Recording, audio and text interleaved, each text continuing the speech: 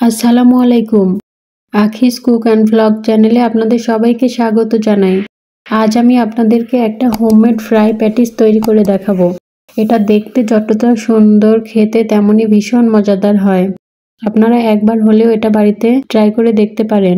আমার ভিডিওটি যদি আপনাদের কাছে ভালো লেগে থাকে তাহলে অবশ্যই একটি লাইক দিয়ে আমার চ্যানেলটিকে সাবস্ক্রাইব করে দিবেন। তো চলুন শুরু করা যাক। এর জন্য প্রথমে আমি একটা মিক্সিং বোলে এখানে 2 কাপ ময়দা এবং সাথে আরও হাফ কাপ ময়দা নিয়ে নিচ্ছি। সর্বমোট 2.5 কাপ ময়দা নিয়ে নিলাম। এখানে স্বাদমতো লবণ দিয়ে দিলাম। এরপর লবণ এবং ময়দাটাকে একসঙ্গে খুব ভালোভাবে মিশিয়ে নিব। এরপর এখানে 1 টেবিল চামচ সয়াবিন তেল দিয়ে আমি ময়দাটাকে খুব ভালোভাবে মাখিয়ে নিব। দেখুন এভাবে ভালোভাবে মিশিয়ে নেওয়ার পর এখানে আমি অল্প অল্প করে পানি দিয়ে সফট একটা ডো তৈরি করে নিব। এরপর এর উপরে সয়াবিন তেল দিয়ে আমি ভালোভাবে এটাকে ঢেকে রেখে দেব, যেন উপরটা ড্রাই না হয়ে যায়।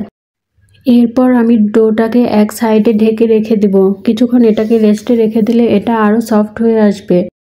এরপর আমি আরও একটা বাটিতে এখানে 2 টেবিল চামচ সয়াবিন তেল নিয়ে নিলাম।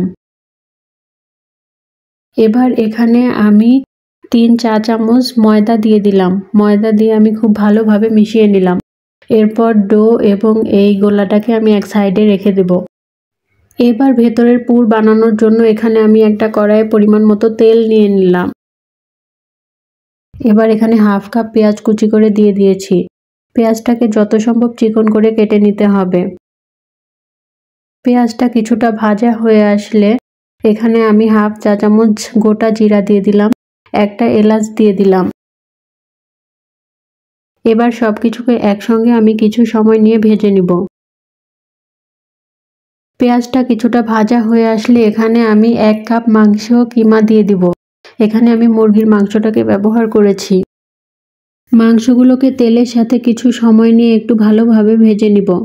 মাংসগুলো যেন দলা পাকিয়ে না যায় সেদিকে খেয়াল রাখতে হবে। মুরগির কিমাগুলোকে আমি কিছু সময় ভেজে যখন এটার রং পরিবর্তন হয়ে আসবে সে পর্যায়ে এসে এভাবে ঝুরি আলু ভাজা আমি এখানে দিয়ে দিব। আলুগুলোকে খুব চিকনভাবে কুচি করে নিয়েছি। এগুলো আমি এখানে একটা বড় সাইজের আলু আমি এখানে ব্যবহার করেছি। আলু এবং মুরগির মাংসগুলোকে একসঙ্গে খুব ভালোভাবে ভেজে নিতে হবে। এ পর্যায়ে এসে এখানে আমি হাফ চা চামচ মরিচের গুঁড়া, হাফ চা চামচ হলুদের গুঁড়া এবং হাফ চা চামচ গরম মশলার গুঁড়া দিয়ে দিলাম। এবার সবকিছুকে একসঙ্গে খুব ভালোভাবে মিশিয়ে নেব। সবকিছু একসঙ্গে ভালোভাবে মিশিয়ে নেওয়া হয়ে গেলে এখানে আমি আদা বাটা, জিরা বাটা এবং রসুন বাটা দিয়ে দিলাম। আবারও সবকিছু একসঙ্গে খুব ভালোভাবে মিশিয়ে নিতে হবে। এটা রান্না করতে খুব বেশি সময় লাগবে না। সবকিছুকে একসঙ্গে মিশিয়ে নিয়ে আমি ভালোভাবে নেড়েচেড়ে এটাকে ঢাকা দিয়ে আরও কিছুক্ষণ রান্না করে নেব। বারবার ঢাকনা খুলে এটাকে নেড়েচেড়ে রান্না করে নিতে হবে। আমার পুরটা রেডি। এই অবস্থায় এটাকে আমি ঠান্ডা হতে দিয়ে দিব। অপরদিকে যে ময়দাটাকে আমি মাখিয়ে রেখেছিলাম সেখান থেকে আমি 3 টুকরা করে 1 টুকরা নিয়ে নিলাম এবং সেটা দিয়ে একটা পাতলা সাইজের রুটি বেলে নিব। এখানে রুটিটা যত পাতলা করে বেলা হবে তত ভালো হবে।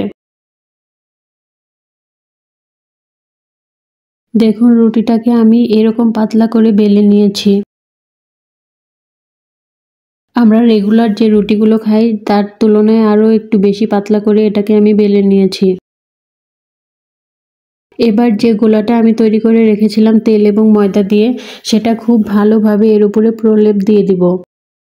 পুরোটা মাখিয়ে নেওয়ার পর এখানে আমি একটু শুকনো ময়দা দিয়ে দিচ্ছি। শুকনো ময়দা পুরোটা দেওয়া হয়ে গেলে এবার আমি এগুলোকে ভাঁজ করে নিব। প্রতিটা ভাজে ভাজে আমি একইভাবে সেই প্রলেপটা এবং ময়দাটাকে দিয়ে দিব। দেখুন আমি এভাবে দিয়ে এটাকে 4 কোণা করে ভাঁজ করে নিচ্ছি। ভাঁজ দেওয়া হয়ে গেলে এটাকে আমি আবারও রুটি বেলে নিব। কিছুক্ষণ এটা রেস্টে রেখে দিলে অনেক নরম হবে। 5 মিনিট পর এটাকে আমি আবারও রুটি বেলে নিচ্ছি। এবার রুটিটাকে পাতলা করে বেলে নেওয়ার কোনো প্রয়োজন নেই। দেখুন আমি এরকম মোটা করে একটা রুটি বেলে নিচ্ছি।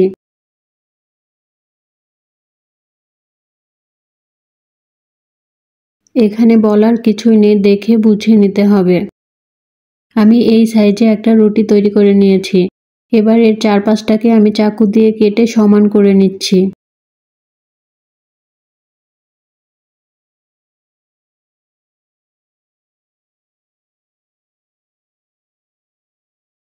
চারপাশের অসমান জায়গাগুলোকে এভাবে সমান করে কেটে নিলে এটা সাইজটা অনেক ভালো আসবে।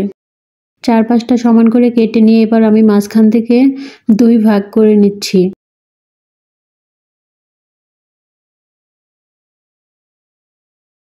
এবার এখান থেকে একটা ভাগ আমি উঠিয়ে নিচ্ছি। এবার যে পুরটা তৈরি করে রেখেছিলাম সেই পুরটা আমি মাঝখানে দিয়ে দিচ্ছি। এখানে খুব বেশি পুর দিলে এটার সাইজ ভালো হবে না। এখানে একটু অল্প করেই পুরটা দিতে হবে। এবার এটাকে এভাবে উল্টিয়ে দিয়ে আঙ্গুলের সাহায্যে খুব ভালোভাবে চেপে চেপে আটকিয়ে দিতে হবে।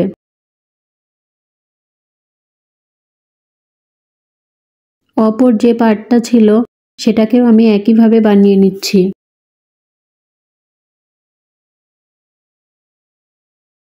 দেখুন আমি পুরটাকে দিয়ে এবার অপর সাইডটা উল্টে নিয়ে আঙ্গুলের সাহায্যে খুব ভালোভাবে চেপে চেপে লাগিয়ে দিচ্ছি।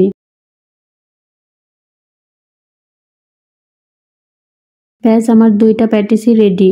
আমি আরও একটা সিস্টেমে এটা বানিয়ে দেখাচ্ছি। একইভাবে আমি রুটি বানিয়ে পাতলা করে রুটি বানিয়ে উপরে সেই প্রলেপটা দিয়ে ময়দা দিয়ে এবার আমি এটাকে রোল করে নিচ্ছি। এবার সেই রোলটা থেকে ছোট ছোট টুকরা করে কেটে নিচ্ছি। ছোট ছোট টুকরাগুলো থেকে একটা টুকরা আমি উঠিয়ে নিলাম। এবার এটাকে খুব পাতলা করে বেলে নিতে হবে।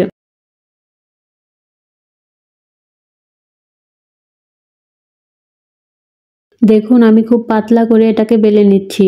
এটার লেয়ারগুলো বাইরে বেরিয়ে আসছে। খুব সুন্দরভাবে এটার লেয়ারগুলো বোঝা যাচ্ছে। এবার পাতলা করে এভাবে রুটিটা বেলা হয়ে আসলে 4-5টা চাকু দিয়ে সমান করে কেটে নিতে হবে।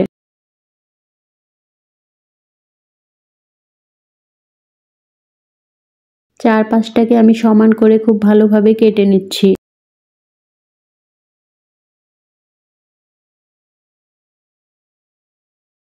এই পাশগুলো এভাবে কেটে না নিলে লেয়ারগুলো খুব ভালোভাবে বোঝা যাবে না। সেই কারণে চারপাশটা খুব ভালোভাবে সমান করে কেটে নিতে হবে। দেখুন এবার এখানে আমি সামান্য পরিমাণ এখানে পুরটা দিয়ে দিচ্ছি। পুর দিয়ে এটাকে এভাবে উল্টিয়ে দিতে হবে। এক পাশ থেকে অপর পাশে উল্টিয়ে দিয়ে আঙ্গুলের সাহায্যে খুব ভালোভাবে চেপে চেপে লাগিয়ে দিতে হবে। একইভাবে আমি আরও একটা বানিয়ে দেখাচ্ছি।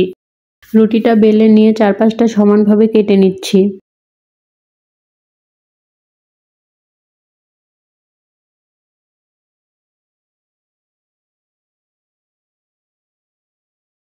এরপর সামান্য একটু পুর দিয়ে একটা পাশ অপর পাশে উল্টিয়ে দিয়ে আঙ্গুলের সাহায্যে খুব ভালোভাবে চেপে নিতে হবে।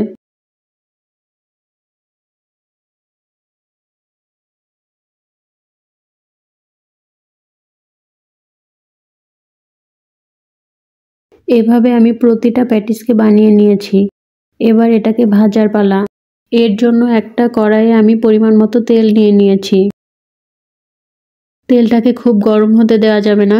তেলটা সামান্য গরম হয়ে আসলে এখানে আমি একে একে প্যাটিসগুলোকে দিয়ে দিব। এটাকে খুব হাই হিটে ভেজে নিলে এটা মুচমুচে হবে না। এর জন্য এটাকে মিডিয়াম লো হিটে ভেজে নিতে হবে। আমি প্রায় 10 থেকে 12 মিনিট সময় নিয়ে প্যাটিসগুলো ভেজে নিয়েছি। প্রতি ব্যাচ ভাজতে আমার 10 থেকে 12 মিনিট সময় লেগেছে। একটা পাশ হয়ে আসলে খুব আলতোভাবে আমি এটাকে উল্টিয়ে অপর পাশটাও খুব ভালোভাবে ভেজে নিব। হালকা আঁচে ভেজে নেওয়ার কারণে এটা সহজে গোল্ডেন কালার হয়ে যাবে না। অনেক সময় নিয়ে এটাকে আস্তে আস্তে ভেজে নিতে হবে। দেখুন আমি বারবার উল্টিয়ে পাল্টিয়ে এটাকে খুব ভালোভাবে ভেজে নিচ্ছি। এটার লেয়ারগুলো খুব ভালোভাবে এ পর্যায়ে বোঝা যাচ্ছে।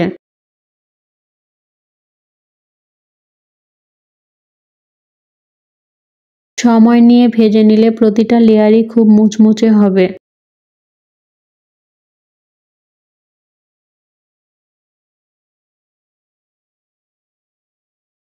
ভাজতে ভাজতে এটা এমন গোল্ডেন কালার হয়ে আসলে এ পর্যায়ে এসে আমি এগুলোকে উঠিয়ে নিব।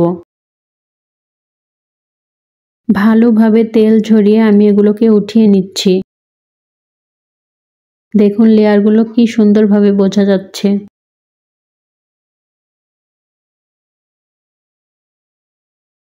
আমি একটা ব্যাচ উঠিয়ে নেওয়ার পর একইভাবে আমি বাকিগুলোকেও ভেজে নিব। সবগুলো গোল্ডেন ব্রাউন হয়ে আসলে আমি এ পর্যায়ে এসে সবগুলো প্যাটিসকে উঠিয়ে নেব।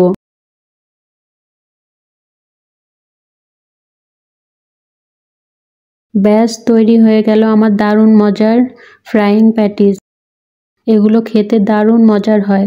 আপনারা একবার হলেও বাড়িতে ট্রাই করে দেখতে পারেন।